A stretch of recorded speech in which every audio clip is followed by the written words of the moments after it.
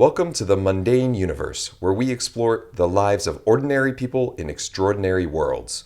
Today, we'll discover what it's like to be an average citizen during the reign of the galactic empire on Coruscant, the sprawling city planet from the Star Wars galaxy. Welcome to Coruscant, the bustling capital of the galaxy, a world covered entirely by one massive city. Stretching from the planet's surface up through thousands of levels of skyscrapers, Coruscant is the ultimate urban sprawl. Home to trillions, it's the beating heart of galactic politics, trade, and culture, where beings from all over the galaxy come to make their mark, or to get lost in the crowd. But for most, Coruscant is less about glamour and power and more about simply surviving in the city's endless layers. Today, we'll see Coruscant through the eyes of a local resident, someone whose daily life is worlds away from the power and prestige of the Senate or the Jedi Temple. Meet Carla Drin, a 32-year-old human from the mid-layers of Coruscant. Carla's job? Maintenance technician. While it may not be glamorous, she's one of the countless workers who keep Coruscant's infrastructure humming. Her days are filled with repair calls, diagnostics, and the occasional dangerous scramble through the bowels of the city's aging utility systems. For Carla, Coruscant is a place of long shifts, noisy airways, and a constant battle to make ends meet. But it's also her home. Every day starts the same. Up at dawn, then I'm out the door before the city's really awake. You'd think this planet never sleeps, but the mid-layers have their own rhythm. By the time the sun's hitting the skyscrapers way up top, I'm already catching the tram, heading deeper down toward my first job site. The tram's always packed. A mix of workers, merchants, and droids. Sometimes you see tourists down here slumming it to see the real city. They take a few hollows, gape at the graffiti, and move on. Me, I just sip my stim cafe and hope we don't get delayed. A breakdown down here means hours stuck with no air conditioning. And that's the best case scenario. Coruscant is a planet of extremes. The wealthy and powerful live in the upper levels, basked in natural sunlight and surrounded by luxuries. The further down you go, the harsher life gets. Workers like Carla live in the mid-layers, where sunlight is scarce and the air is often tinged with smog. For them, Coruscant's towers are less a symbol of progress and more an ever-present reminder of the stratified society they're a part of, literally. Daily life in these mid-layers is shaped by a mix of gritty determination and close-knit community bonds. You get used to the hierarchy here. They say everyone's equal in the Empire, but that's just propaganda. I'm not bitter, just realistic. Up top, they have their fancy parties and dinners. Down here, we've got dive bars, food carts, and work. You stick with your own down here. The mid-layers are like their own world, a community that lives day to day, paycheck to paycheck. While Carla might not see the higher levels often, Coruscant is governed by complex layers of bureaucracy.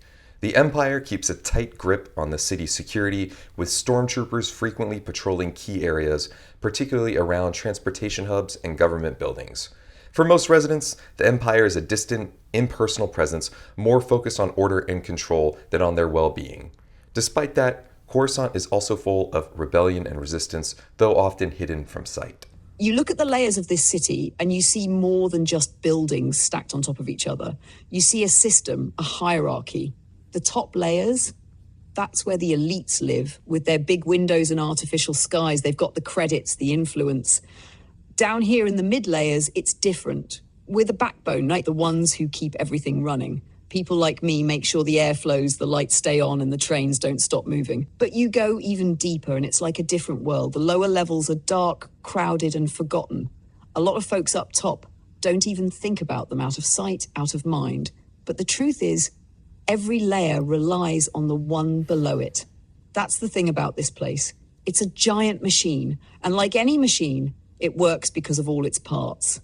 Lose one piece and the whole thing starts to fall apart. I don't envy the ones at the top. Sure, they've got luxury, but they're disconnected. Down here, we know how things really work. We might not have fancy views or shiny buildings, but we've got grit and we've got each other. And in a city this big, that counts for a lot. One thing you learn pretty quickly down here, this place has got dangers that don't make the hollow news.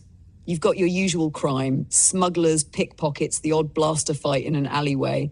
But it's the infrastructure that really keeps me up at night. The systems down here? Old, unstable. There's pipes that haven't been replaced in 100 years, droids breaking down left and right. And sometimes you hear rumors about things crawling up from the lower levels, things that don't belong.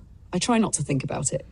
Coruscant's infrastructure is indeed a challenge, especially in the mid to lower levels. With the oldest systems barely functional, residents face power outages, water shortages, and sometimes even collapses. And while there's talk of urban renewal, for most citizens, maintenance and repair work often falls to local crews like Carla's. On a rare day off, I head to the Strip, this strip of bars, food stalls, and shops where people from all layers come to unwind. My favorite is the Rusty Droid. It's a little dive with cheap drinks and a noisy crowd, just the way I like it. The folks there are regulars, mostly workers like me. If you're lucky, you might catch a pod race on the holo screen and everyone will start betting drinks on the winner. It's not much, but it's something. While the upper echelons of Coruscant enjoy opulent galas and high-end dining, mid-layer entertainment is down to earth. For Carla and her friends, the Strip is a place to escape the monotony of work and catch up with neighbors. Pod racing, holo gaming, and live performances are staples of the scene, as are the unspoken bonds formed over shared rounds of drinks and stories. So one night, me and the crew were unwinding at the Rusty Droid after a rough shift. This Mon Calamari in a full suit strolls in, completely out of place, and orders a glass of water. Now, Grell, our bartender, has a sense of humor, so he pours the water, charges 20 credits, and jokes about adding a garnish. The guy actually says yes, so Grell sticks a cleaned, rusty bolt in the glass. The Mon Cal raises it like it's fine wine, downs it, thanks Grell, and walks out like nothing happened. The whole place was in stitches. Now, every time someone orders water, Grell asks if they want it bolt style. Classic Rusty Droid moment.